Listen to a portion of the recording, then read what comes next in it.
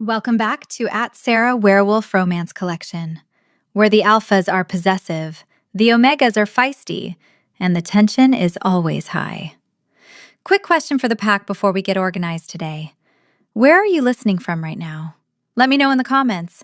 And do me a favor, drop a potato emoji in the chat if your pet is currently staring at you like they pay the rent.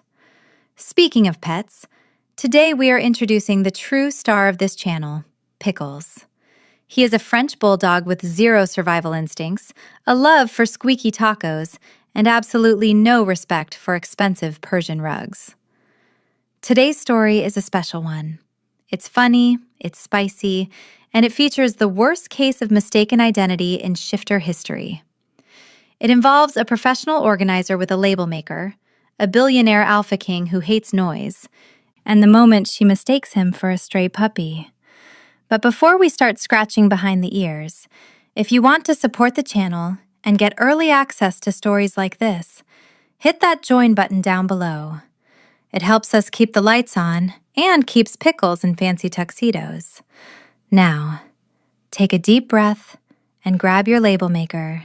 The king is waiting for his treat. Let's read. Chapter 1. The Equinox Gala was a cacophony of performative wealth and assaultive perfumes. To Hollis Miller, it was a sensory prison. The air conditioning was fighting a losing battle against the body heat of Port Haven's elite, and the resulting humidity made her dress stick to her lower back in a way that was entirely unglamorous. She adjusted her purse, a sensible, thrifted clutch that didn't match her heels, and scanned the room. She wasn't here because she belonged. She was here because her client, Mrs. Vanderwall, needed someone to hold her purse while she schmoozed with the city council. "Just 5 more minutes," Hollis muttered to herself, dodging a waiter balancing a tray of champagne flutes. The noise was rising, a dull roar of laughter and clinking glass that made her teeth ache. She needed a sanctuary. She spotted the terrace doors. They were heavy, glass-paned, and offered a route to the cool night air. Slipping through them, the silence hit her like a physical balm. The heavy bass of the DJ's set was muffled instantly, replaced by the distant hum of the city and the rustle of ornamental bamboo. But the terrace wasn't empty.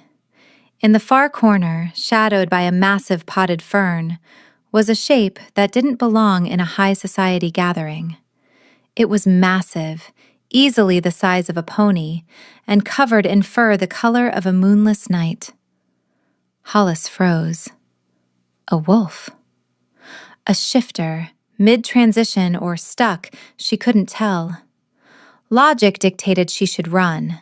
Self-preservation screamed that this was an alpha, likely volatile and dangerous.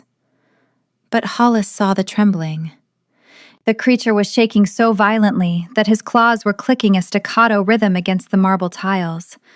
His ears were flattened against his skull, and a low, pained whine escaped his throat. He looked less like a monster, and more like Pickles during a thunderstorm. "Hey there," she whispered, her voice trembling only slightly. The wolf's head snapped up. His eyes were gold, molten, terrifying, and filled with a visceral panic. He bared his teeth, a warning snarl rumbling through his chest. Hollis didn't back down. She took a step forward, lowering her center of gravity. "It's okay, buddy. Big bad party, huh? Too loud?" The wolf flinched as if she'd shouted. He was suffering.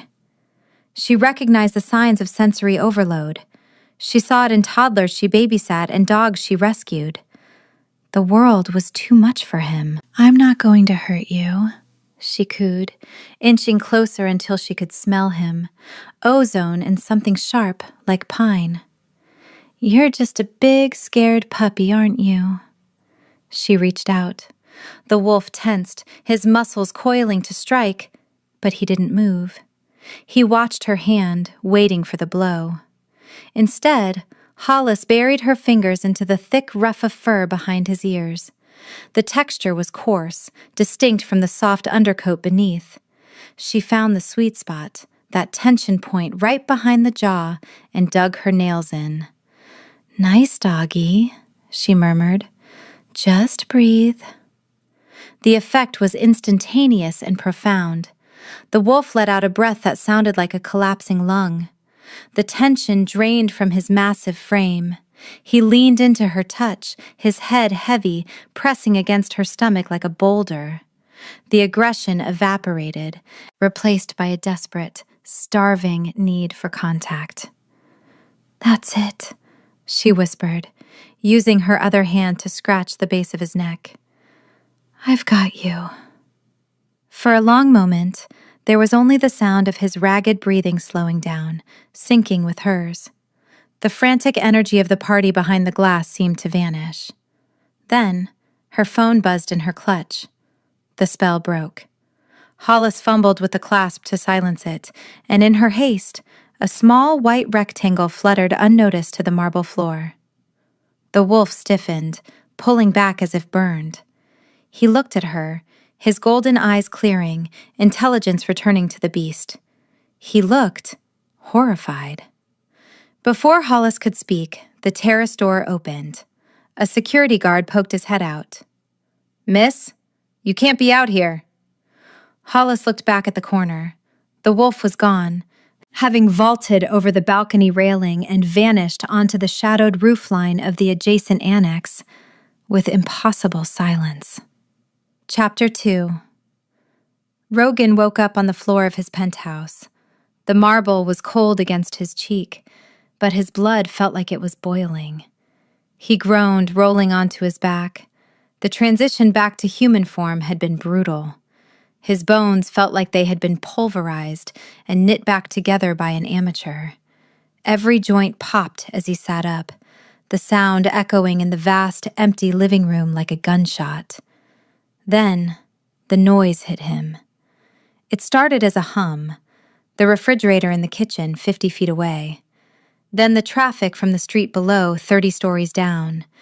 Then the heartbeat of the doorman in the lobby. It was a cacophony, a tidal wave of auditory garbage that slammed into his skull. Static. The relentless, agonizing static of the world. He pressed the heels of his hands into his eyes, growling. "Shut up!" he hissed at the empty room. But the memory of the silence lingered. It was a phantom sensation, ephemeral but potent. Last night, the terrace, the woman. He remembered the smell first. Vanilla bean and something earthy, like dry leaves or dog biscuits? It shouldn't have worked. It should have been cloying. But when she had touched him, when those small, dull nails had scratched the impossible itch behind his ears, the static had just stopped. It was the first time in 10 years he had heard nothing but his own breath. Rogan stood up, his movements stiff. He walked to the open terrace doors, staring out at the gray skyline of Port Haven. He needed that silence again. It wasn't a want. It was a biological imperative. His wolf was pacing inside his chest, whining for the Omega who had called the king of Port Haven a nice doggy. He looked down at the pile of shredded clothes scattered across the threshold, an exorbitantly expensive suit ruined by the shift. He kicked through the debris until he found what he was looking for, a business card. It lay on the terrace tiles where she had stood, likely dropped in her panic. It was stark white against the dark stone. Hollis Miller, professional organizer. I make space for you. He traced the name with his thumb. Hollis. His phone, sitting on the kitchen island, began to buzz. He flinched at the sound. It was Coven, his beta. Rogan answered on speaker, refusing to hold the device to his ear. "Speak." "Sir, the board meeting is in an hour, and the cleaning crew quit. Again. They said the vibe in your office is draconian." Rogan looked at the business card again. A plan formed, strategic, necessary, and completely self-serving. "Let them quit. Rogan rasped, his voice rough from the shift. I found a replacement. Clear my schedule for the morning. I have a consultation. A consultation? For what? Space, Rogan said and hung up. He needed to shower. He needed to eat 5,000 calories of raw steak to stop his hands from shaking. But mostly, he needed to find the woman who smelled like vanilla and see if she could make the world shut up again. Chapter 3. Hollis pulled her Jeep Grand Wagoneer up to the curb of the Obsidian Tower, mentally correcting herself. It was just the Apex building, not a fantasy fortress, though it looked like one. The engine gave a final, rhythmic thunk, thunk, wheeze before dying. Good girl, Bessie, she patted the dashboard. She grabbed her label maker, her clipboard, and her tote bag. She had been surprised by the call at 7 a.m. The Rogan Alexander wanted an emergency organization consultation. She assumed it was for a closet or a pantry. She was wrong. The elevator ride to the penthouse took long enough for her to reorganize her purse twice. When the doors opened, she wasn't greeted by a home. She was greeted by a mausoleum. The space was cavernous. Floor-to-ceiling windows overlooked the city, but the room itself was devoid of life. No photos, no throw pillows, no rugs, just sharp, modern furniture that looked like it would judge you for sitting on it. And the echo. Her heels clicked on the polished concrete floor, the sound bouncing off the glass walls in a sharp, irritating staccato.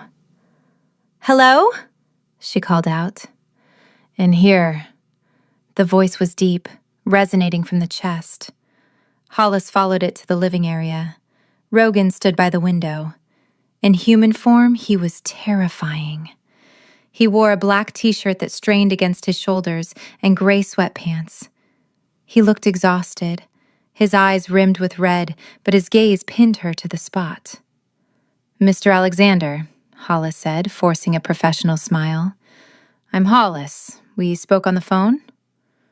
"Rogan," he corrected. He didn't offer a hand.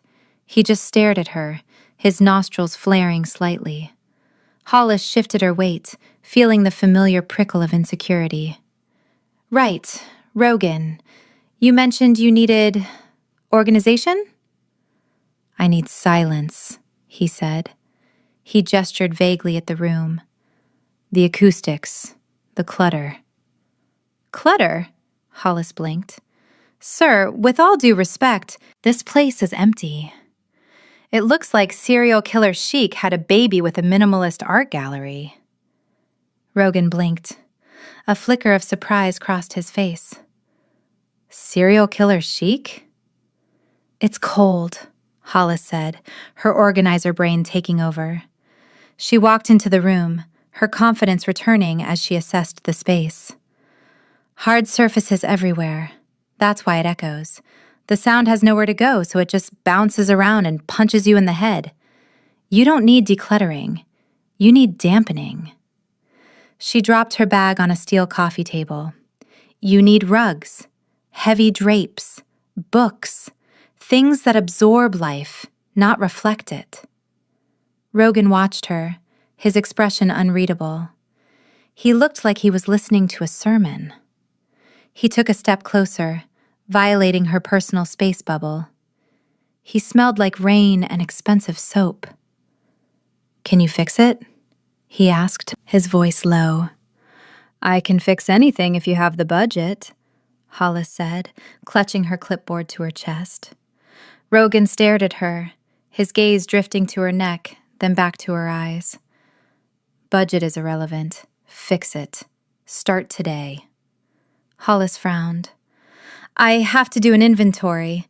I have to source materials. I can't just—" "I'll pay you triple your rate," Rogan interrupted. "Plus a retainer. Just make it quiet." Hollis paused. Triple. That would pay off her credit card debt from the time Trent convinced her to invest in his logistics startup. "Okay," she said slowly. "But I work with my own team. And by team, I mean me and my dog. He comes with the package. Rogan's lip twitched. The dog comes. Chapter 4. 2 days later, the invasion began. Rogan sat at his desk in the Apex Executive Suite, attempting to review a merger contract.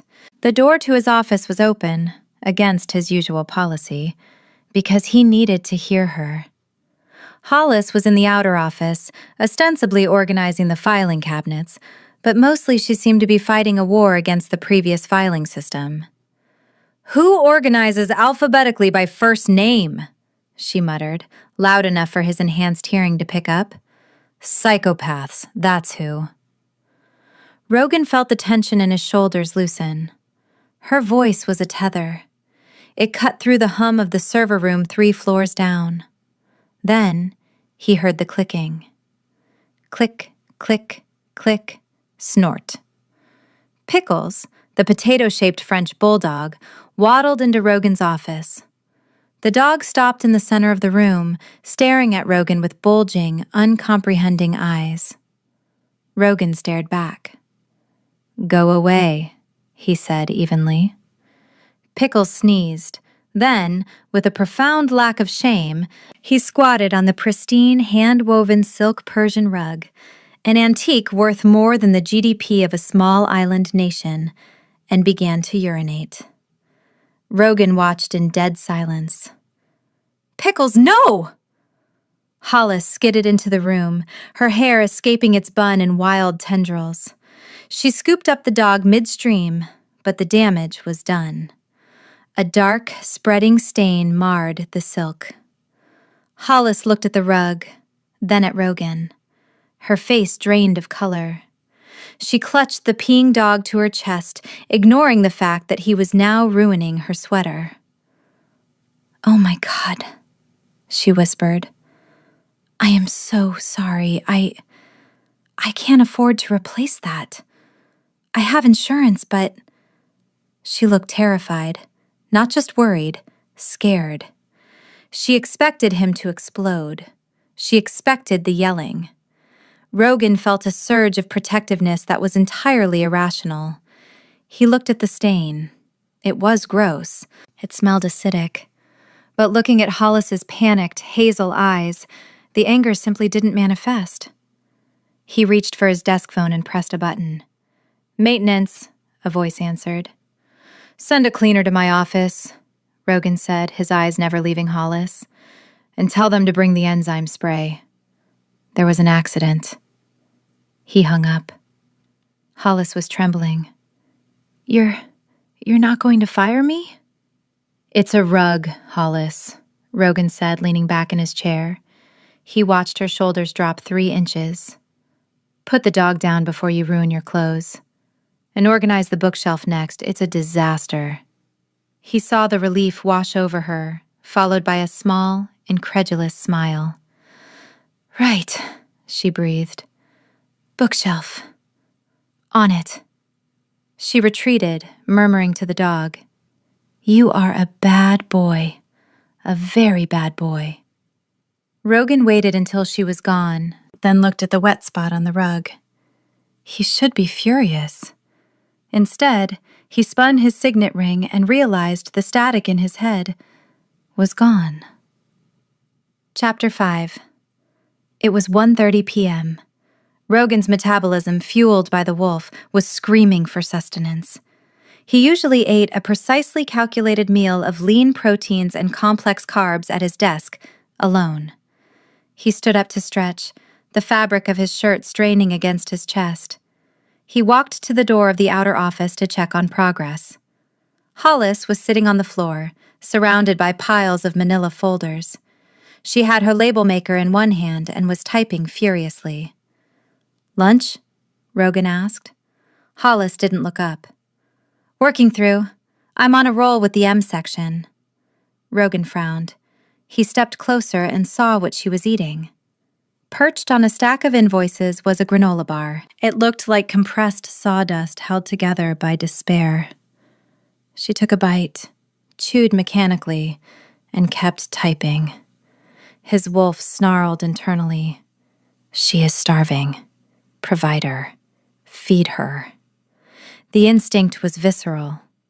In wolf culture, the pack ate together.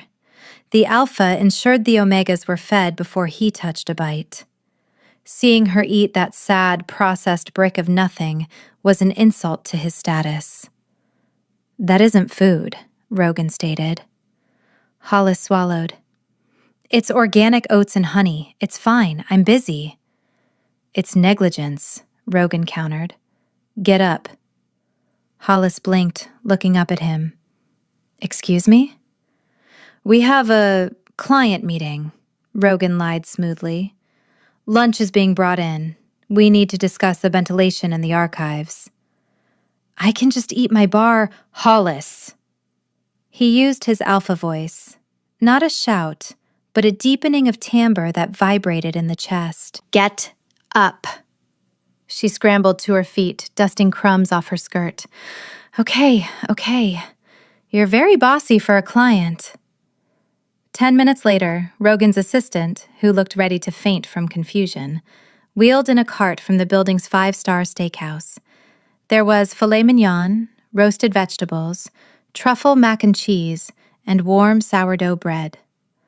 Hollis stared at the spread laid out on the conference table. "This is for a client meeting? Who's the client?" "Internal review," Rogan said, pulling out a chair for her. "Sit." She sat. Rogan took the seat opposite her. He watched as she hesitated, then took a piece of bread. She took a bite, and he saw the moment the flavor hit her. Her eyes closed, and she made a small, appreciative noise in the back of her throat. Rogan felt a strange sense of satisfaction settle in his gut, far more filling than the steak on his own plate. He watched her eat with a focus that bordered on reverence. "So," Hollis said, pointing a fork at him. "Ventilation in the archives?" "Later," Rogan grunted, cutting his meat.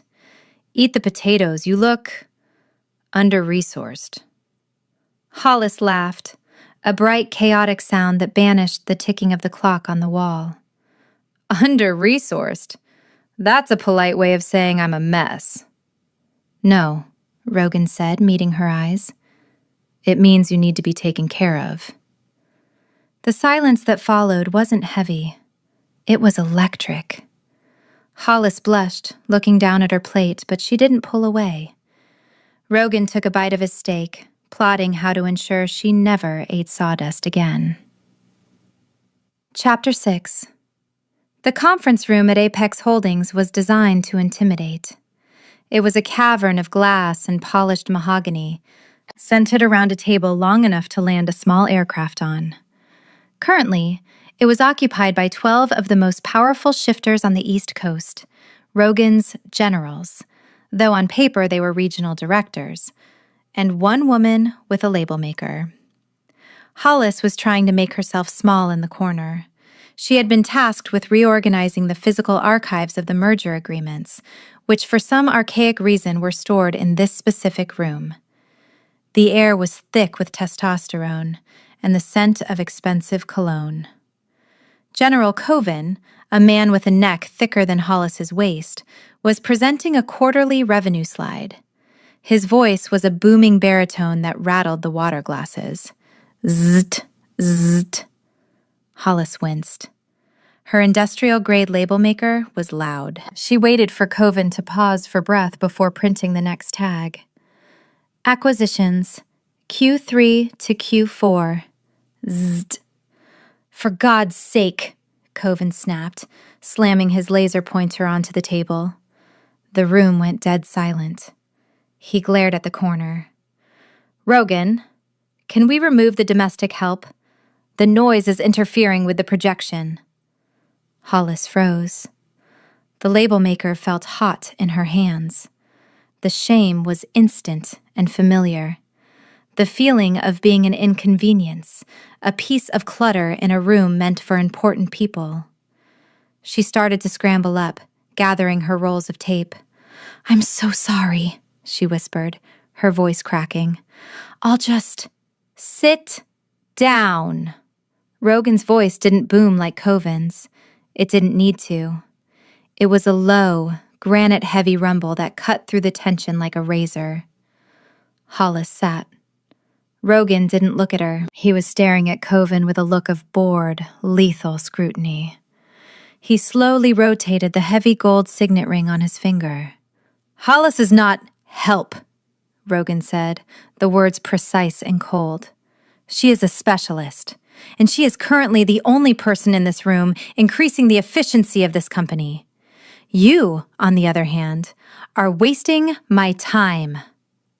Coven flushed a deep, ugly red.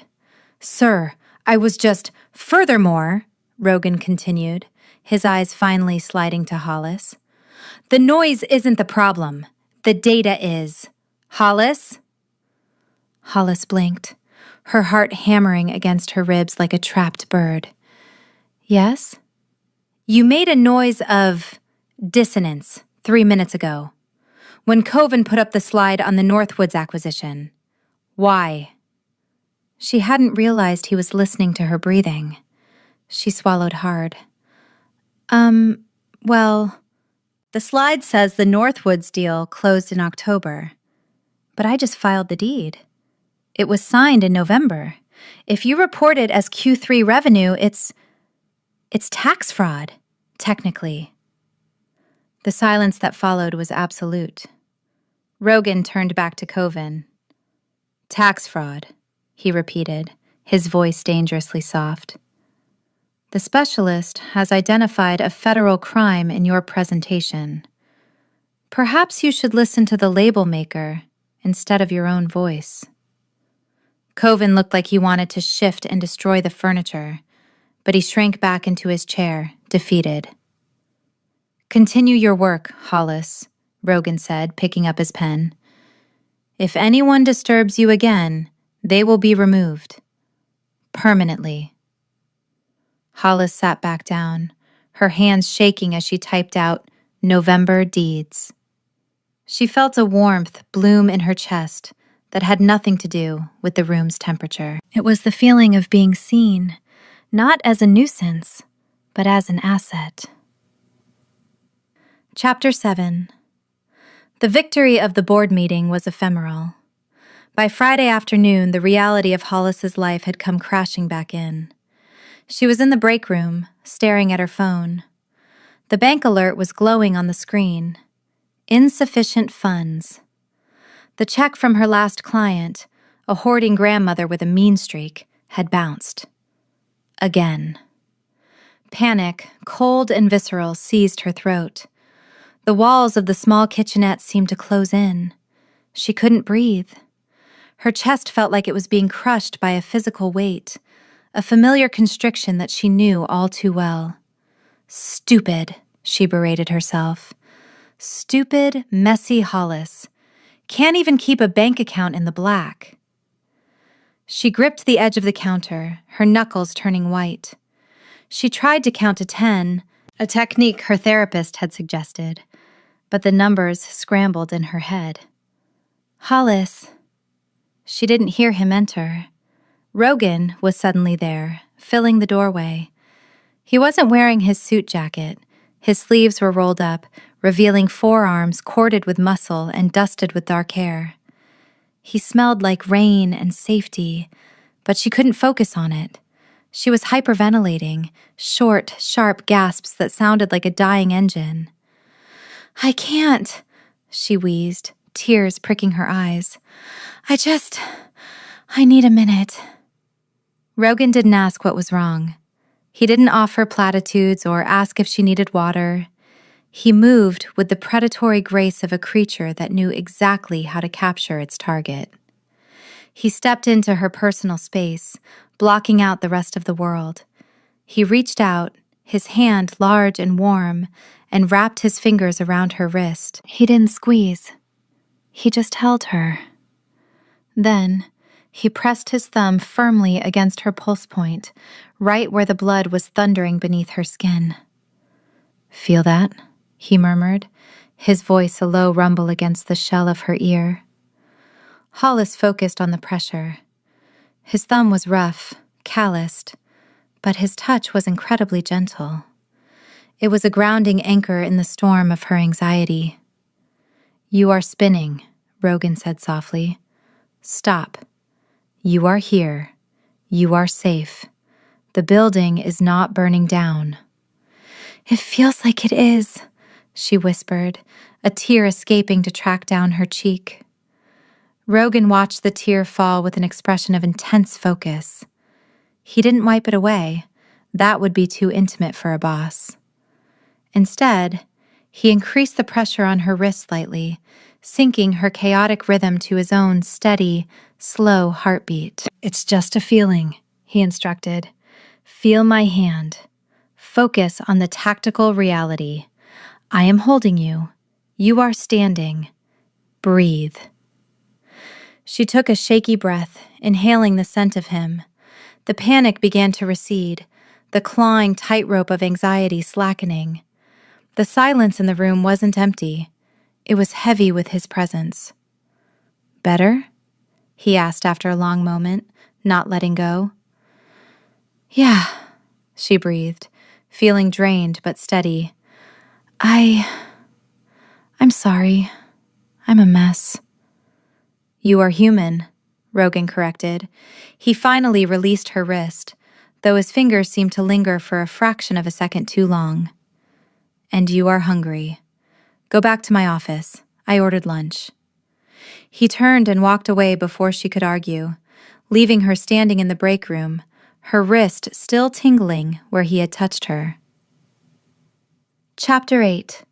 The peace lasted until Tuesday. Hollis was in the middle of color-coding Rogan's bookshelf, sorting the biographies from the technical manuals, when her phone buzzed in her pocket.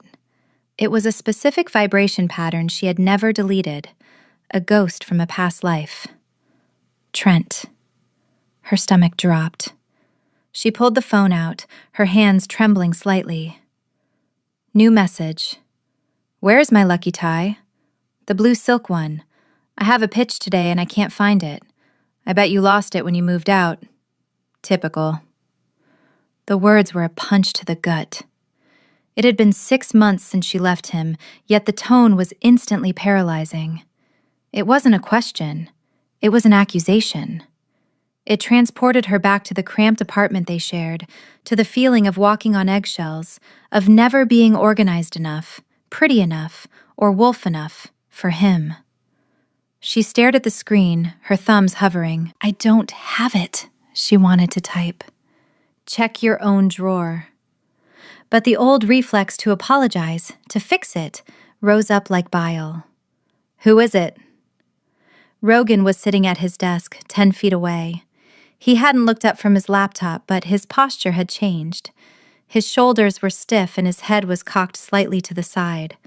Hollis shoved the phone back into her pocket. "Nobody, just spam." Rogan turned his chair slowly. The movement was deliberate, fluid. His golden eyes locked onto hers, and for a second, she saw the wolf beneath the man. His nostrils flared. "You are lying," he stated. It wasn't an opinion. "I'm not," Hollis stammered, grabbing a stack of books to busy her hands. "It's just an annoying telemarketer." "You smell like cortisol," Rogan said, his voice dropping an octave. "And fear.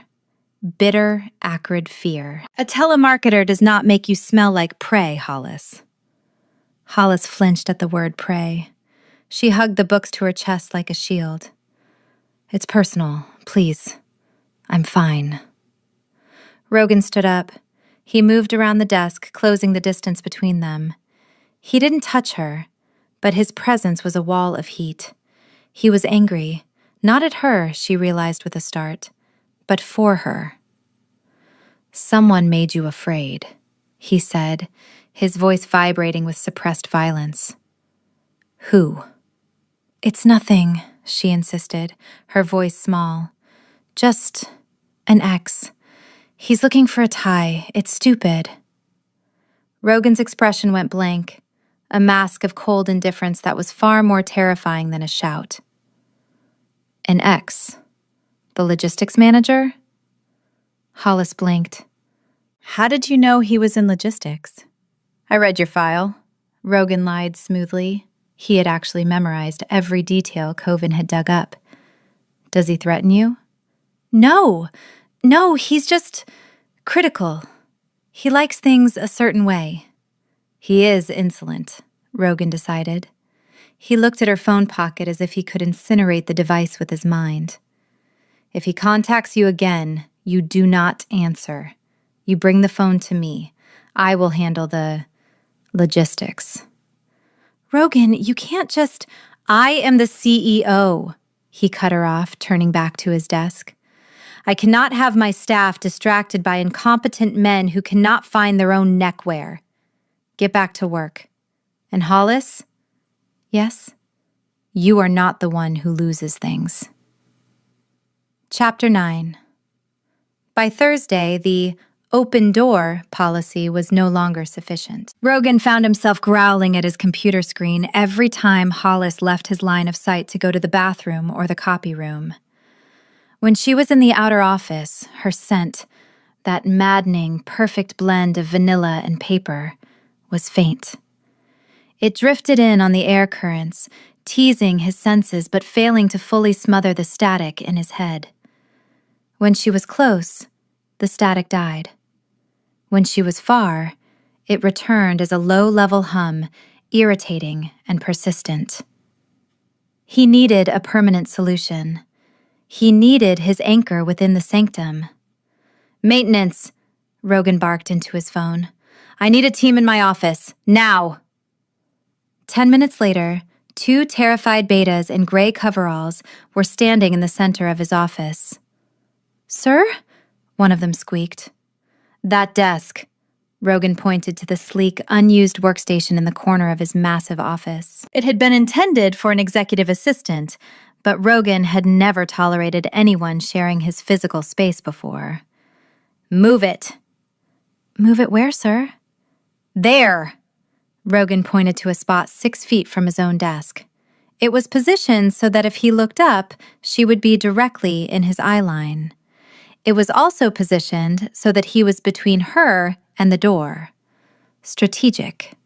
Territorial. The betas hurried to comply, dragging the heavy oak desk across the room. Hollis walked in just as they were plugging in her computer monitor. She stopped dead, her tote bag slipping off her shoulder. She said.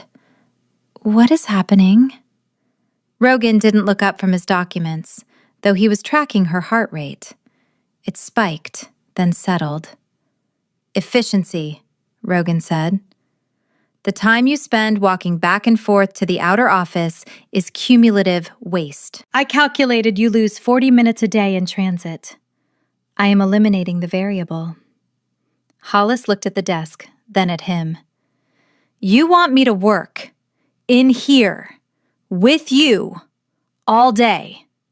Unless you have a problem with the lighting, Rogan said. Pickles can have the corner by the window. I had a dog bed delivered. Hollis walked over to the corner. Sure enough, there was a plush, memory foam dog bed that cost more than her car. Pickles, who had followed her in, immediately waddled over to it, circled twice, and collapsed with a contented sigh. He likes it, Hollis said, sounding dazed. He has good taste, Rogan muttered. But won't I disturb you? She asked, moving to her new desk. The label maker? The humming? Rogan finally looked up. His eyes burned with an intensity that made her breath hitch. No, he said simply. The noise you make is acceptable. It cancels out the rest. Hollis sat down, her face flushing pink. She adjusted her pens, aligning them perfectly with the edge of the desk. She looked right. She looked like she belonged there. Rogan took a deep breath, inhaling the vanilla that now permeated his immediate vicinity. The silence in his head was absolute. It was bliss. Chapter 10. The invitation arrived on Friday morning. It was printed on heavy, cream-colored cardstock with gold leaf lettering, sitting innocently in Rogan's inbox. The Port Haven Business Alliance Annual Mixer. Rogan hated these events. They were a parade of sycophants and sensory assaults. Usually he sent Coven, but this year he had a tactical objective. He looked across the room at Hollis. She was humming a pop song under her breath, happily shredding old contracts. She looked peaceful. He needed to solidify her position. He needed the city to see her not as a stray he had picked up, but as a part of Apex. "Hollis," he said. She stopped shredding. "Yes?" "Check your email. I forwarded you an itinerary for tonight." She clicked her mouse. A moment later, her eyebrows shot up into her hairline. "The Business Alliance Mixer? Rogan, this is for executives. I'm the organizer." "You are a consultant," Rogan corrected, "and we are networking. I need you there to assess the logistical contacts for the new quarter." It was a thin excuse, and they both knew it. "I can't go," Hollis said, her voice tight. She swiveled her chair away from him, looking out the window. "I don't have anything to wear, and I really don't do well at these things." Rogan caught the scent again, the acrid spike of fear. It was the same smell from when the ex had texted. "Why?" Rogan asked, standing up. "It's just not my crowd," she said, her voice trembling. "It's full of alphas and people who think I'm a joke." Trent, Rogan realized. The ex would be there. Of course. He ran a logistics company. He was a member of the Alliance. A dark, possessive anger coiled in Rogan's gut. She was afraid to go because she thought she would be small. She thought she would be prey. He needed to show her, and the rest of the city, that she was under the protection of the king. "You are going," Rogan said, his voice leaving no room for argument. "It is obligatory. It is billable hours. Triple time." Hollis turned back to him. "Triple time?" "And I will handle the attire," Rogan added.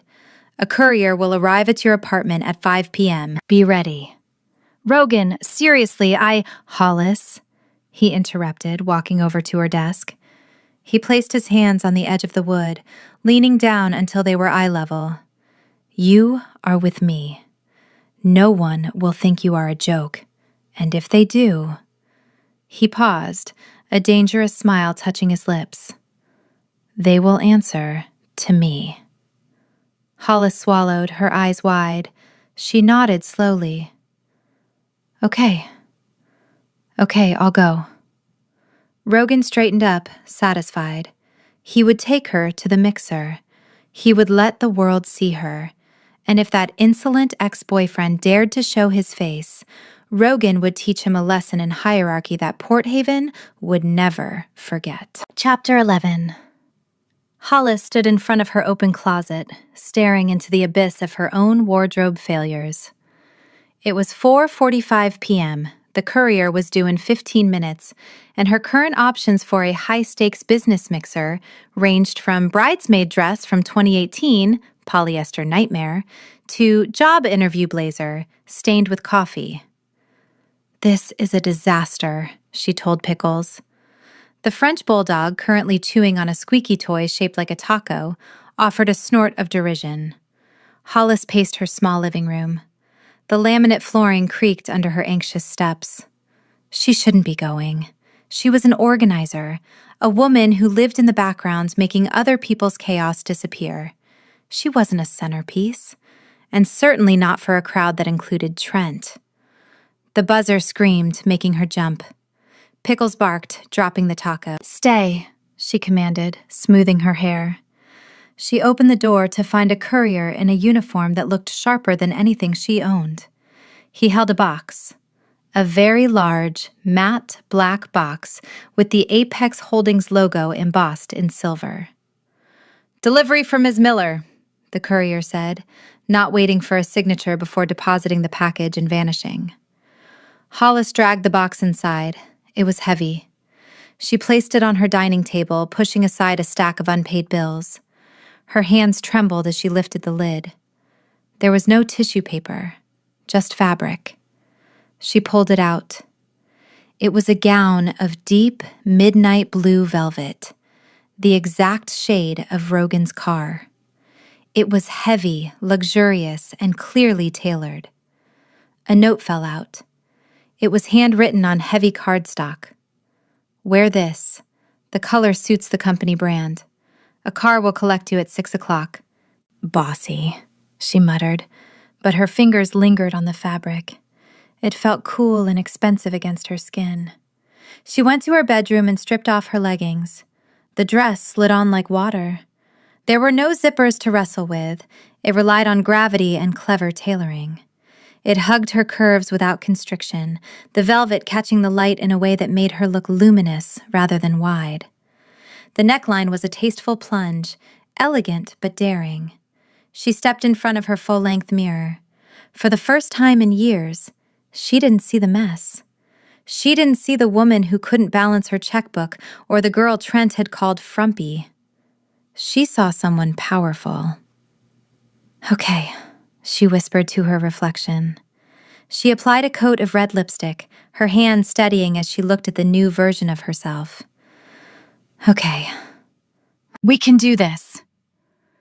Pickles waddled into the room, stared at her, and let out a long, impressed whine.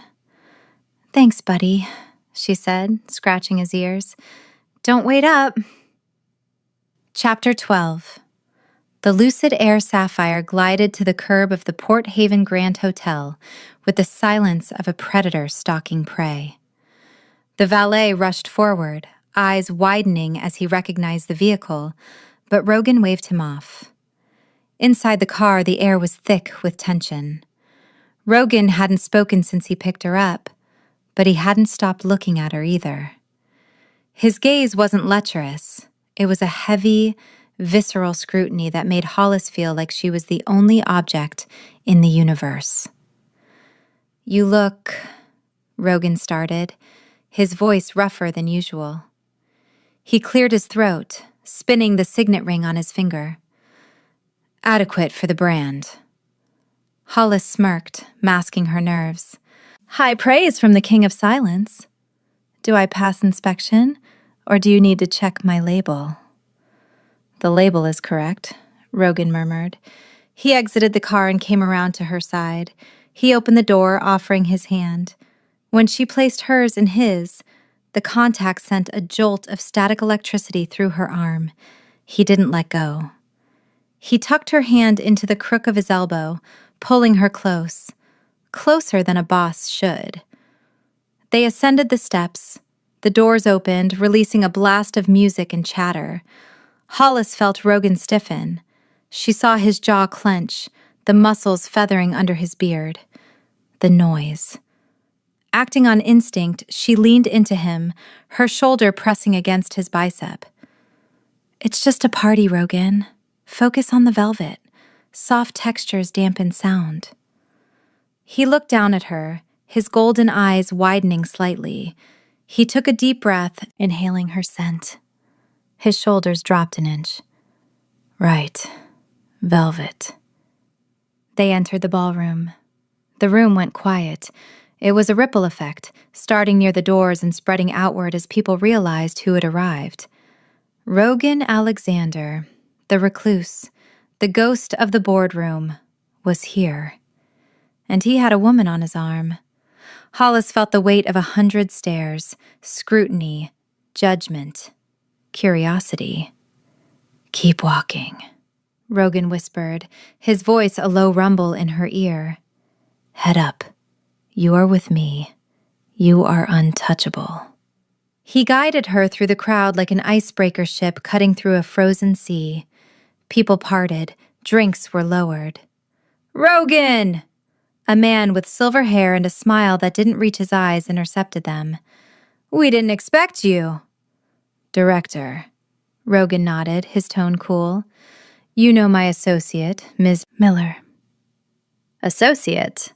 The director looked Hollis up and down, his eyes lingering on the velvet. Charmed. I didn't know Apex had expanded its representation.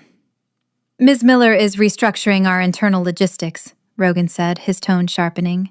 She is essential. Before the director could respond, a group of generals surrounded Rogan, clamoring for his attention on a merger issue. Rogan looked at Hollis, reluctance clear in his posture. Go, she said, forcing a smile. I'll get a drink. I'm fine. Do not leave the ballroom, Rogan commanded softly. I will find you in 10 minutes. He released her arm, and the loss of heat was immediate. Hollis watched him disappear into the circle of suits, feeling suddenly very exposed in her midnight blue armor. Chapter 13. Hollis retreated to the edge of the room, near the hallway that led to the restrooms and the terrace. She held a glass of sparkling water like a shield, scanning the crowd. She was doing it. She was surviving. Well, well, look what the cat dragged in. Or should I say, the wolf? The voice was oily, familiar, and instantly raised the hair on her arms. She froze. Trent stepped out from behind a decorative pillar. He looked exactly as she remembered, yet somehow smaller. He was wearing a gray suit that was slightly too shiny under the chandeliers, and his goatee was trimmed to a sharp, aggressive point. He held a whiskey glass, his knuckles white. Hello, Trent, Hollis said, keeping her voice even. Enjoying the mixer? He didn't answer. He stepped closer, invading her personal space. He smelled of cheap scotch and insecurity. His eyes raked over her dress, his expression twisting into a sneer. Nice dress, he said, the compliment landing like an insult. Who paid for it? Because I know you didn't. Last I checked, you were organizing spice racks for pennies. I'm consulting for Apex Holdings, Hollis said, lifting her chin. And I bought it myself. A lie, but a necessary one. Trent laughed, a harsh, barking sound. Consulting? Is that what they call it now? I saw you walk in with him, Alexander. You're hanging off his arm like a trophy. I work for him, Trent. Unlike you, some people value my skills. Skills, Trent scoffed. He took another step, backing her toward the corridor. Hollis, let's be real. You're a glorified secretary. You organize drawers. You're not a player. You're just clutter. The word stung. It was her own fear, weaponized. I'm leaving, Hollis said, turning toward the hallway to escape the suffocation of his presence. Don't walk away when I'm talking to you, Trent snapped. He followed her into the semi-private corridor. You think because you're wearing velvet you belong here? You're just the flavor of the month, Hollis. Once he gets bored of playing house, you'll be back in that beat-up Jeep, crying over your bills. At least I own my car, Hollis shot back, her temper flaring. How's the logistics company, Trent? I heard you lost the Northwoods contract. Trent's face went rigid. The vein in his forehead bulged. She had struck a nerve. You think you're smart? He hissed, dropping his voice to a menacing whisper. You're nothing. You're soft. An Omega who couldn't even keep a man happy, let alone a king. Chapter 14. The air in the corridor seemed to vanish. Hollis gripped her clutch so hard her fingers ached. She needed to get away. The fight or flight instinct was screaming flight, but Trent was blocking the path back to the ballroom. Move, Trent, she said, her voice trembling despite her best efforts. Or what? Trent sneered. You'll call your boyfriend? He's busy with real people. He doesn't care about you. Hollis tried to sidestep him. I said move. She pushed past his shoulder, desperate for the exit. Trent grabbed her arm. His grip was hard, bruising. "I'm not finished." "Let go!" Hollis yanked her arm back. The rejection snapped something in Trent's fragile ego. He didn't just let go, he shoved her. It wasn't a playful push. It was a violent, two-handed thrust against her shoulders. Hollis stumbled back. Her heels caught on the plush carpet runner. She lost her balance and slammed into the wall. The impact knocked the wind out of her. Her head cracked against the plaster. Not hard enough to knock her out, but hard enough to make her vision swim with white spots. She slid down the wall, gasping for air. The shock was absolute. He had never hit her before. He had been mean, verbal, dismissive, but never physical. Trent stood over her, breathing heavily. For a second, he looked satisfied. Then, panic flickered in his eyes as he realized what he had done. You tripped," he stammered, backing away. "You're so clumsy. Look at you." Hollis didn't speak. She couldn't. Tears of humiliation and pain welled in her eyes. She scrambled to her feet, abandoning dignity. She dropped her clutch, her phone, her keys, her life inside it, and ran. She ran toward the service exit at the end of the hall, bursting through the doors into the cool night air, leaving the velvet darkness of the corridor behind. Trent looked at the clutch on the floor. He kicked it under a decorative table and hurried back to the bar, wiping his hands on his pants. Chapter 15. Rogan extricated himself from the generals after exactly 12 minutes. He had endured the talk of quarterly projections and acquisition strategies with the patience of a saint, but the static was beginning to return. The hum of the room was rising. He needed his anchor.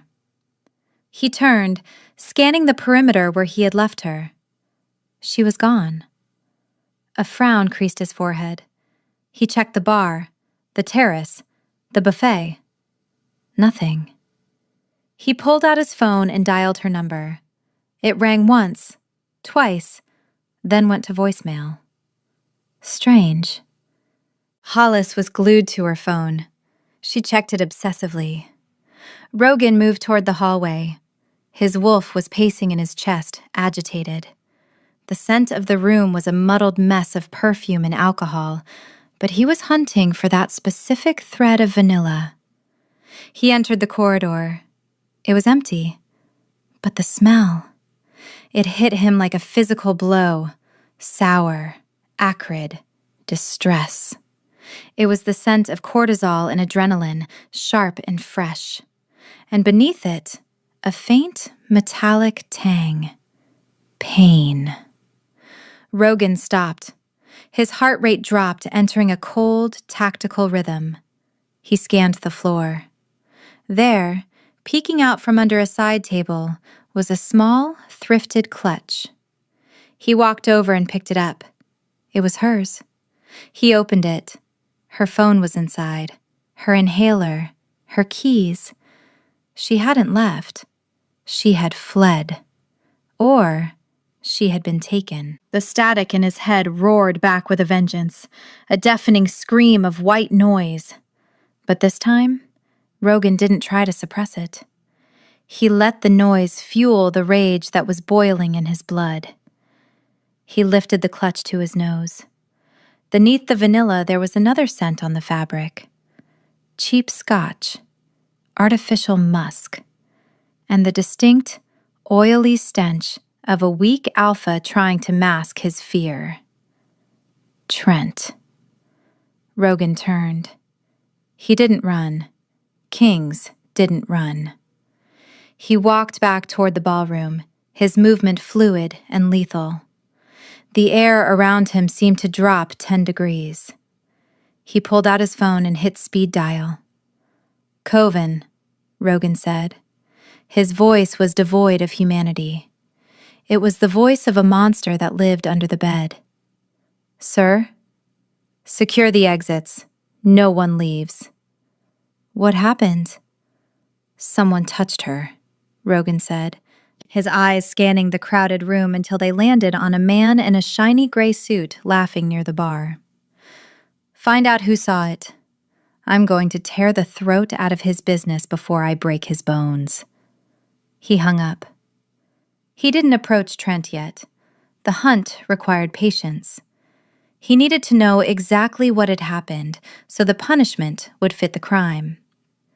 Rogan pocketed the clutch. The static was deafening, but he didn't care. The only thing that mattered was the retribution that was about to rain down on Port Haven. Chapter 16. The ballroom of the Port Haven Grand Hotel was no longer a party. It was a cage.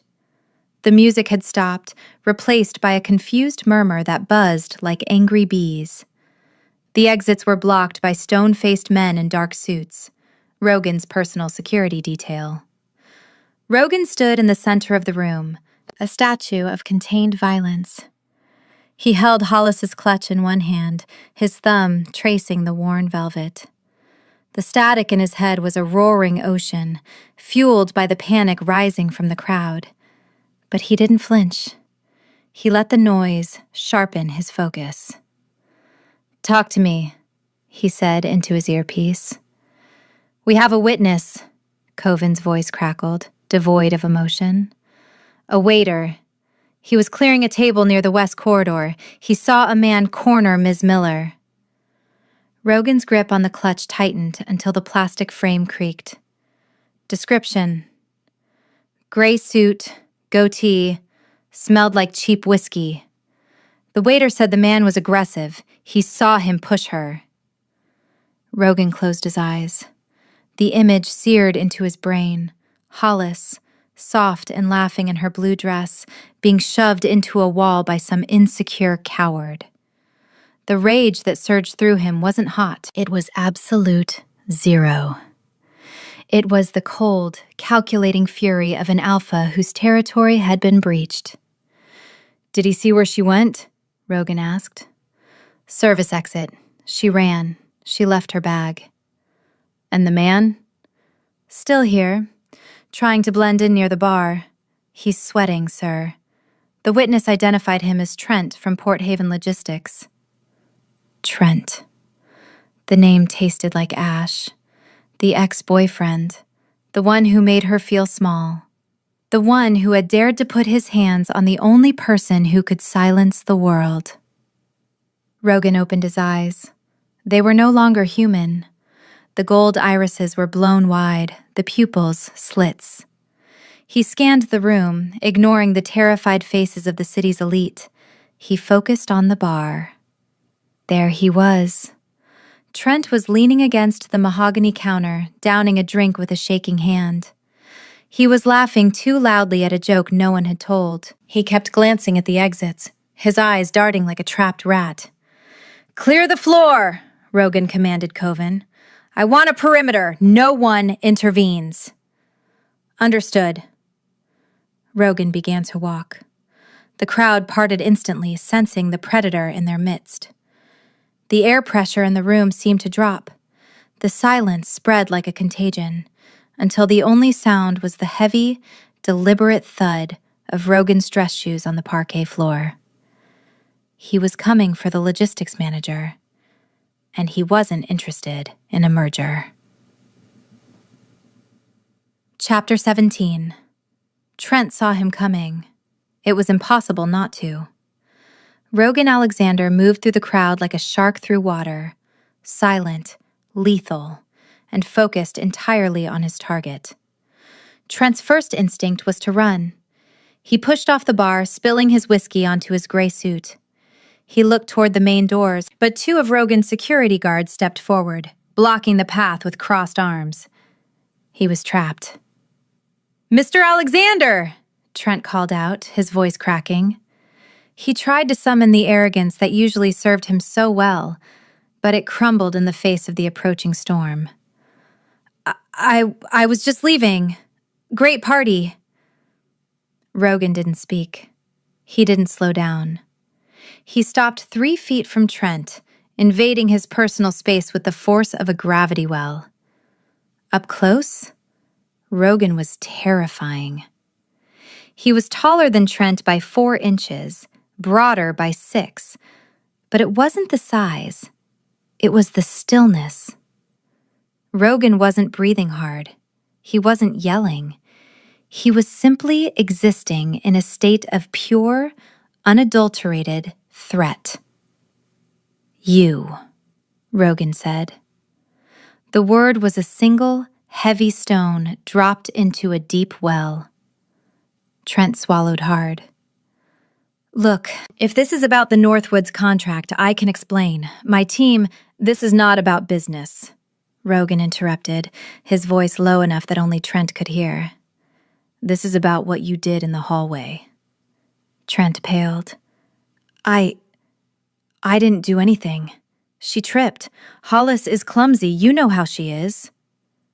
Rogan tilted his head, studying Trent like a biologist examining a particularly repulsive insect. "She tripped into a wall? With enough force to leave the scent of blood in the air?" "Blood?" Trent stammered. No blood, just a little bump. She's fine. She's dramatic, that's all. Always playing the victim." Rogan's hand shot out. It was too fast to track. One moment his hand was at his side. The next he had gripped Trent by the lapels of his shiny gray suit and lifted him off the floor. Trent gasped, his feet dangling inches above the ground. The whiskey glass fell from his hand and shattered, the sound echoing in the silent ballroom. "You call her dramatic," Rogan whispered, bringing his face close to Trent's. "I call her essential. You call her clumsy. I call her yours no longer." He turned, dragging Trent effortlessly toward the service corridor. The crowd watched in stunned silence. No one moved to stop him. No one dared. "Where are we going?" Trent squeaked, clawing uselessly at Rogan's iron grip. "To the scene of the crime," Rogan said. "We are going to discuss the logistics of gravity." Chapter 18. Rogan didn't stop at the hallway. He kicked open the door to a private service pantry, a small, soundproof room used for staging catering carts. He threw Trent inside. Trent stumbled, crashing into a stack of metal trays. They clattered to the floor with a deafening crash, a cacophony that would normally have paralyzed Rogan with sensory pain. But tonight, the rage was a shield. The noise meant nothing. Rogan stepped inside and locked the door. The room was stark, lit by a single flickering fluorescent strip. It smelled of industrial cleaner and stale coffee. Trent scrambled backward until he hit a stainless steel counter. "You can't do this! I'll sue! I have lawyers!" "You have nothing," Rogan said, unbuttoning his suit jacket and draping it over a chair. He rolled up his sleeves, revealing the thick cords of muscle in his forearms. "You lost your contracts. You lost your status. And tonight, you lost your right to walk out of here untouched." "She's just an Omega!" Trent shouted, desperation making him reckless. "Why do you care? She's nothing! A glorified maid with a label maker!" Rogan stopped. He looked at Trent, his expression unreadable. "Is that what you think?" Rogan asked softly. "You think rank determines worth?" He took a step forward. "You are a mid-tier alpha. You have money. You have employees. You have a title." He took another step. "And yet, you are the smallest thing in this room." Rogan reached out and grabbed Trent's right hand, the hand that had shoved Hollis. He held it up, inspecting the manicured fingers. "This hand," Rogan said, his voice almost gentle. "This is the hand that touched her?" "Let go!" Trent tried to pull away, but Rogan's grip was a vice. "You used this hand to hurt her," Rogan continued, ignoring him. "You used your strength, which is given to you to protect, to harm. You are a failure of your biology, Trent. You are a chicken pretending to be a wolf. I didn't mean to, Trent sobbed, the fight leaving him. She wouldn't listen. She thinks she's better than me now because she's with you. She is better than you, Rogan said. Not because she is with me, but because she is kind. And you are obsolete. Rogan's eyes flashed gold. Watch and learn. Chapter 19. The lesson was brief. Rogan didn't punch him. That would have been too crude, too human. Instead, he tightened his grip on Trent's hand, isolating the metacarpals. You shoved her, Rogan said, his voice devoid of pity. You applied force. Now, physics demands an equal and opposite reaction. He twisted. Snap. The sound was wet and sickening, like a dry branch breaking under a boot. It echoed off the stainless steel walls. Trent screamed. It was a high, thin sound that cut off abruptly as he dropped to his knees, cradling his mangled hand against his chest. His face went gray, sweat instantly beading on his forehead. My hand! You broke my hand! I reorganized it, Rogan corrected coldly. He stood over the sobbing man, adjusting his cufflinks. Consider it a consultation fee. He leaned down, grabbing Trent's chin and forcing him to look up. Trent's eyes were wide with terror, filled with tears. Listen to me, Rogan hissed. If you ever approach her again, if you text her, if you look at her, if you so much as think her name in a dark room, I will not stop at your hand. I will dismantle your life, piece by piece, until you are begging for the charity of strangers.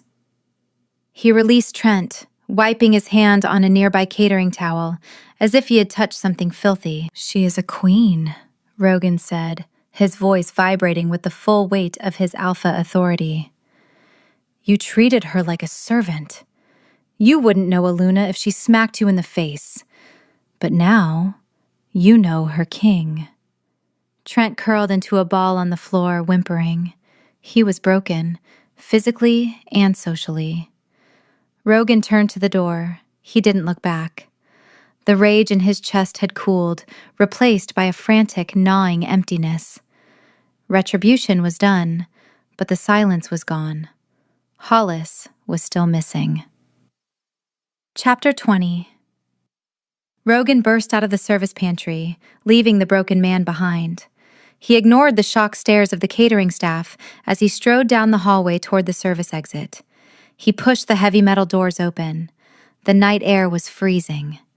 It was a crisp, clear Port Haven night, the kind that bit at exposed skin. The alley behind the hotel was dark, illuminated only by a single flickering security light. Hollis! He roared.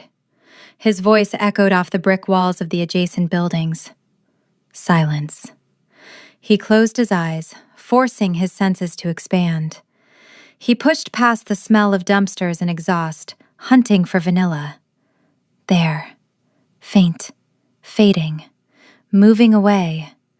She wasn't in the alley. She had kept running. Panic, cold and sharp, pierced his chest. She had no coat, no phone, no money. She was injured. And this part of the city wasn't safe for a woman alone in a ball gown. He pulled out his phone. Coven, he barked. Bring the car around, the back alley, now. Sir, the police are asking about the disturbance in the pantry. Buy them off, or eat them. I don't care. Get the car. He saw a scuff mark on the pavement where a heel had slipped, a smear of cortisol and sweat, invisible to a human, but a beacon to him, on a lamppost. She had leaned here, resting, catching her breath. She was hurt. Rogan ran faster, his expensive shoes slapping against the asphalt. He stripped off his tie as he ran, tossing it into the gutter. He unbuttoned his collar, needing air. "I'm coming," he projected the thought, though he knew she couldn't hear him. "I'm coming, nice doggy. Just wait." The Lucid screeched around the corner, Coven at the wheel. Rogan didn't wait for it to stop. He yanked the door open and dove into the passenger seat. "Drive!" Rogan ordered, pointing down the street. "She went south, towards the river." As the car accelerated, Rogan stared out the window, his hand clenching and unclenching on his knee. He had broken the man who hurt her. But if he didn't find her soon, if the cold or the city took her, he would burn Port Haven to the ground. Chapter 21. The wind off the Port Haven River was less a breeze and more a physical assault. It carried the brine of the ocean and the industrial decay of the docks, cutting right through the velvet of Hollis's gown. She was shivering so hard her teeth clicked together in a jagged rhythm. Her heels were gone, abandoned 2 blocks back when the blister on her left heel popped, and the pavement was icy against her stockinged feet. "Stupid," she muttered, her voice swallowed by the sound of the water lapping against the pier. "Stupid, clumsy clutter." Trent's words were on a loop in her head, syncing with the throbbing pain in her shoulder. "You're just the flavor of the month. You don't belong." She hugged her arms tighter across her chest, trying to preserve the last vestiges of body heat. She had no phone, no money for a cab.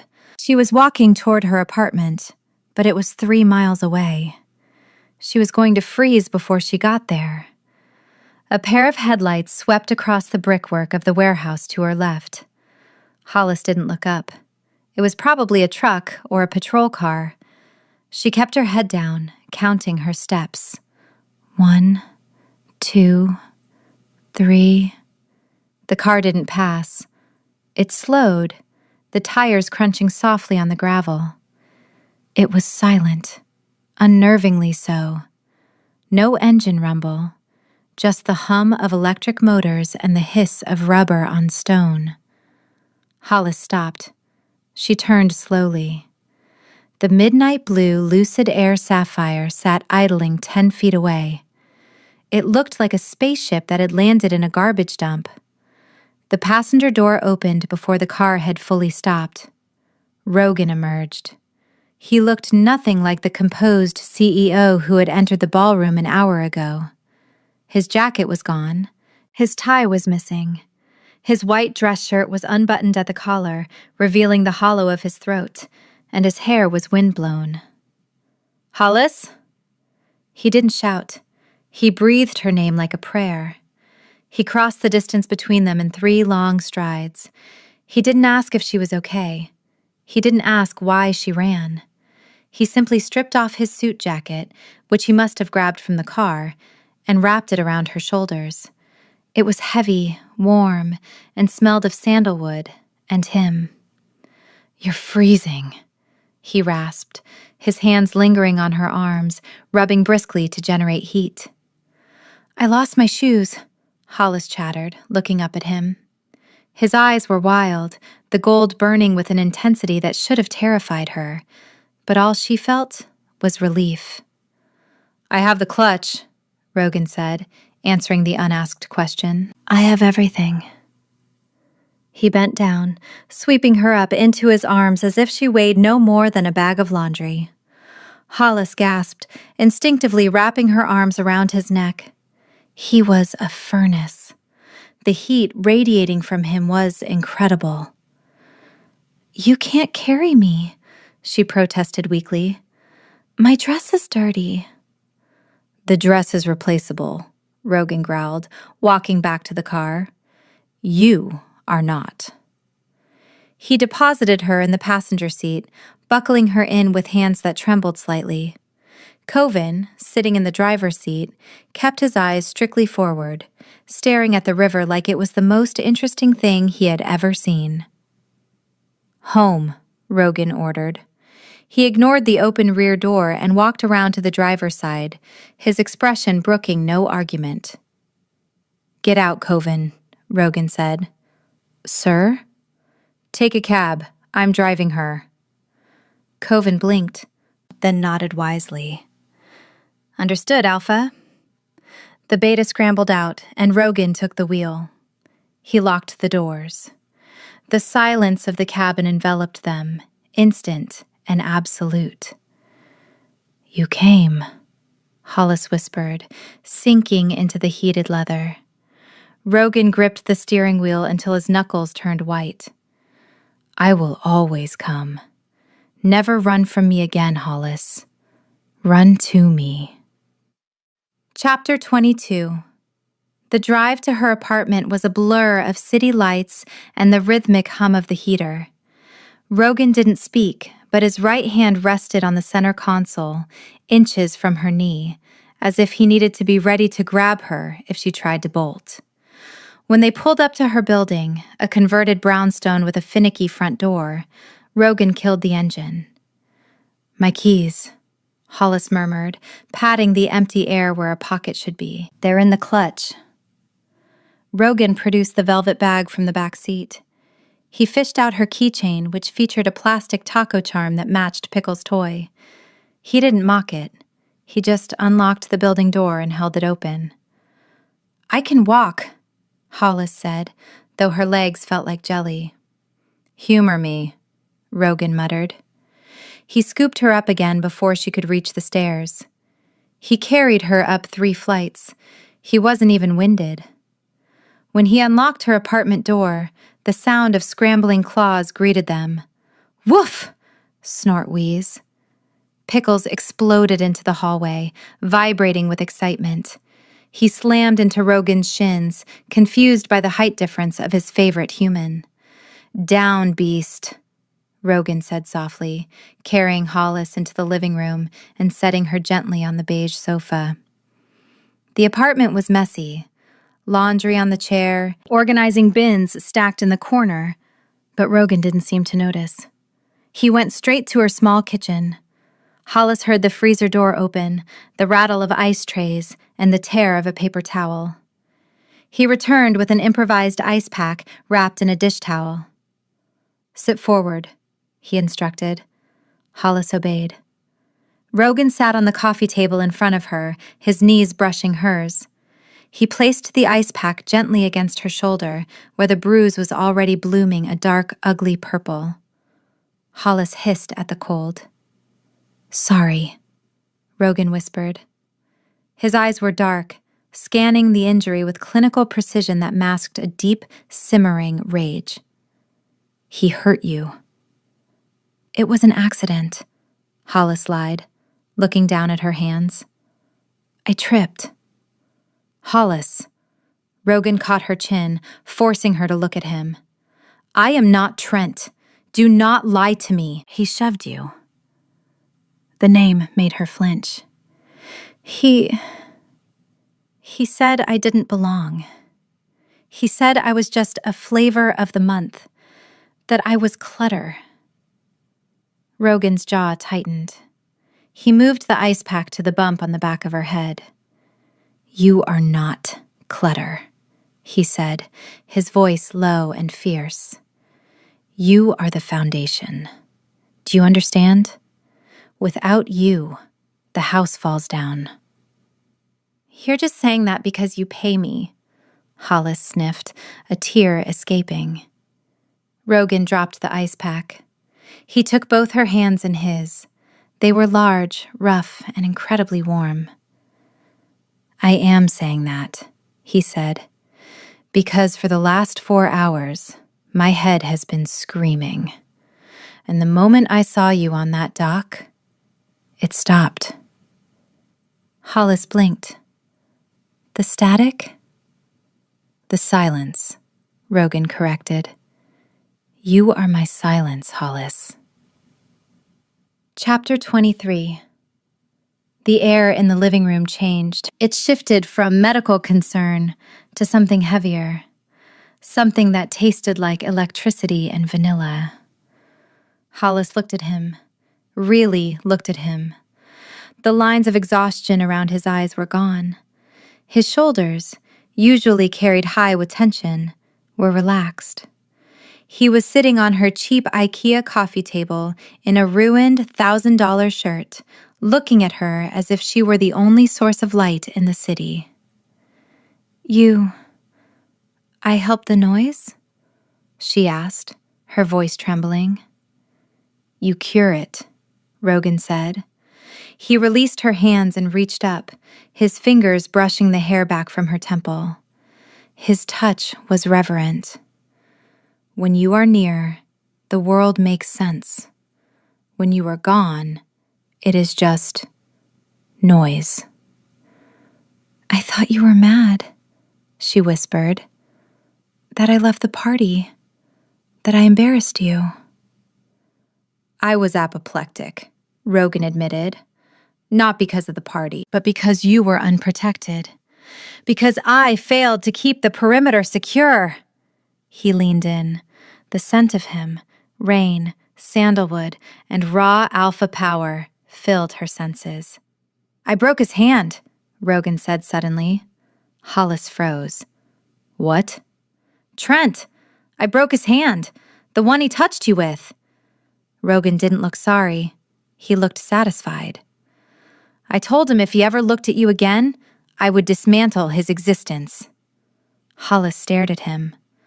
A normal person would be horrified. A normal woman would call the police. But Hollis wasn't normal. She was an Omega, who had been told for years she was weak. And hearing that the king of Port Haven had shattered a man for touching her, it didn't feel like violence. It felt like devotion. You broke his hand, she repeated softly. I can go back and break the other one if you prefer, Rogan offered seriously. Hollis let out a wet, incredulous laugh. No, one is enough. Rogan smiled, a real smile, rare and blinding. He reached for her wrist, his thumb finding her pulse point. The familiar pressure grounded her, anchoring her to the sofa, to the moment, to him. You are safe, he murmured, his eyes dropping to her lips. I have you. I don't want to be safe right now, Hollis whispered, her heart hammering against his thumb. I want to be seen. I see you, Rogan groaned. He closed the distance. The kiss wasn't tentative. It was a collision. It was the starving desperation of a wolf who had finally found his mate.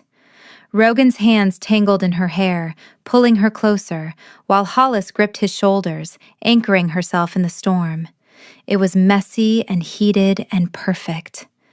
Pickles, sensing the shift in energy, let out a loud, judgmental sigh from his dog bed and went to sleep. Chapter 24. Morning sunlight filtered through the blinds, hitting Hollis squarely in the face.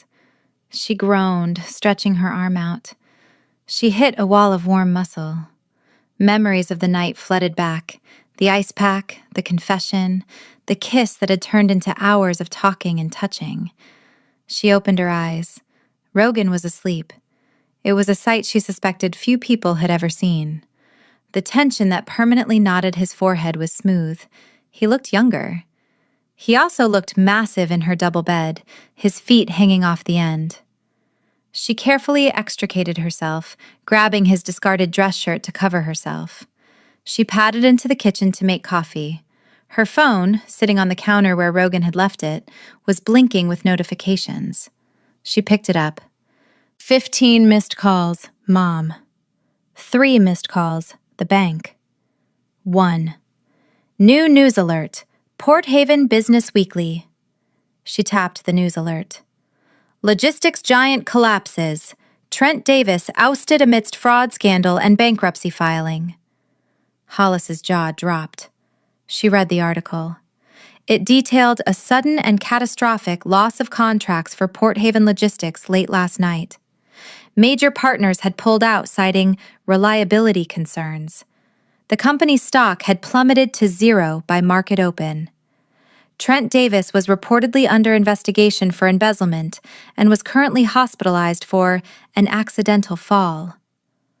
Accidental fall, she whispered, suppressing a snort. He fell hard. She spun around. Rogan was leaning against the doorframe. He was wearing his suit trousers but no shirt. He looked like a Greek god who had decided to grace a small apartment kitchen. "You did this," she said, holding up the phone. "You destroyed his company overnight." Rogan walked over, taking the mug of coffee she had just poured. He took a sip, grimaced — it was cheap instant coffee — and set it down. "I made a few calls," he said casually. "I told the Alliance that Apex would no longer work with vendors who associate with unstable leadership. The market corrected itself." "Rogan," Hollis said, leaning against the counter. "That's terrifying." "It's efficient," he corrected. He stepped into her space, wrapping his arms around her waist. "He hurt what was mine. He faced the consequences. Are you angry?" Hollis looked at the article again. She thought of the years Trent had belittled her, the way he made her feel small, the shove. "No," she decided, resting her head on Rogan's bare chest. "I'm not angry. I'm actually incredibly turned on." Rogan laughed, the sound rumbling through her chest. "Good, because I have a meeting at 9 o'clock, and I plan to be late." Chapter 25. 3 months later. The Winter Solstice Gala was the event of the season. The Apex Tower ballroom had been transformed into a winter wonderland of white velvet and crystal ice sculptures. The acoustics, naturally, were perfect. Hollis stood by the entrance, checking the guest list on her tablet. She wasn't organizing the event. She had a team for that now. But old habits died hard. "Stop organizing," a deep voice rumbled in her ear. Rogan appeared beside her. He looked devastating in a black tuxedo, but his eyes were fixed solely on her. She was wearing gold tonight, a shimmering, floor-length gown that made her look like the queen she was. "I'm just checking the head count," Hollis smiled, leaning back against him. "We're at capacity." "I don't care about the capacity," Rogan said, his hand finding the small of her back. "I care that you are standing too far away from me." "I'm 2 inches away." "Too far." The doors opened and a late arrival scurried in. It was Trent. He looked haggard. His suit was ill-fitting, likely off the rack. His right hand was still in a brace. He was holding a tray of champagne flutes. He wasn't a guest. He was working for the catering company. He looked up and saw them. Hollis, radiant in gold. Rogan, the king in black. Trent froze. Fear, acrid and potent, wafted across the room. Hollis didn't look away. She didn't flinch. She just looked at him with cool indifference, then turned her attention back to her mate. "He looks miserable," Hollis noted softly. "He looks like a lesson learned," Rogan said, dismissing the man entirely. "Come, they are waiting for the toast." "Wait," Hollis said. "Where is the guest of honor?" As if on cue, a small, potato-shaped blur trotted into the center of the room. Pickles, wearing a custom-tailored canine tuxedo with a red bow tie, waddled up to the podium. He sat down, looked at the crowd, and let out a singular, resonant bark. The room applauded. Rogan laughed, shaking his head. "I can't believe I let you dress the dog." "He loves it," Hollis grinned. She reached out, taking Rogan's hand. She turned it over, pressing her thumb to his pulse point. It was slow, steady, and strong. "How's the noise?" she whispered. Rogan looked down at her. The room was full of people, music, and chatter. But as he looked into her hazel eyes, the static faded into a distant hum, drowned out by the overwhelming clarity of her presence. "What noise?" Rogan asked. He kissed her, right there in front of the board, the city, and the catering staff. And for the first time in his life, everything was perfectly, beautifully quiet. Quick favor, don't go anywhere yet. If you thought Hollis was brave for scratching the Alpha King behind the ears and treating him like a lost puppy, wait until you meet the heroine in this next story on your screen. You have to hear this disaster unfold. Click the video on your screen right now. It is absolutely unhinged.